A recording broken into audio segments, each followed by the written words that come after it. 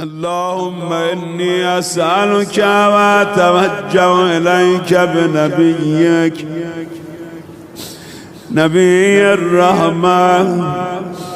محمد صلى الله عليه وآله